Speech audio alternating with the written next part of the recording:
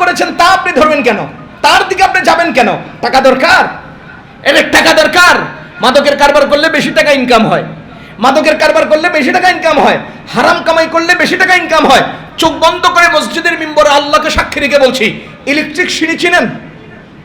Electric সিঁড়ি, যারা মক্কা মদিনায় গেছেন, উন্নত মার্কেটে গেছেন, দেখছেন আমি সিঁড়িতে দাঁড়িয়ে থাকলে সিঁড়ি অটোমেটিকলি আমাকে উপরে তুলে নিয়ে যায়, আমি সিঁড়িতে দাঁড়ালে সিঁড়ি সিস্টেমে আমাকে অটোমেটিক নিচে নিয়ে আসে। খোদার কসম, হারাম উপার্জনওয়ালারা এই ইলেকট্রিক সিঁড়িতে, নিম্নগামী সিঁড়িতে দাঁড়িয়ে ঊর্ধ্ব উঠার চেষ্টা করে, সে এক কদম উঠতে চাইলে অটো সিস্টেম তাকে 3 কদম নামিয়ে দেয়। কোন হারামখোর, হারাম উপার্জনকারী উপরে উঠতে পারে না, কারণ আল্লাহ তাআলা সিস্টেম এমন ভাবে তৈরি করেছেন, হারাম উপার্জন করে তুমি উপরের দিকে উঠতে চাইবা, অটো নিম্নগামী ইলেকট্রিক সিঁড়ির মধ্যে দাঁড়ানো অবস্থায় তুমি যেমন 1 কদম আগাইলে অটো তোমাকে 3 কদম নামায়, হারামখোররা অটোমেটিক নিচের দিকে নামতে থাকে।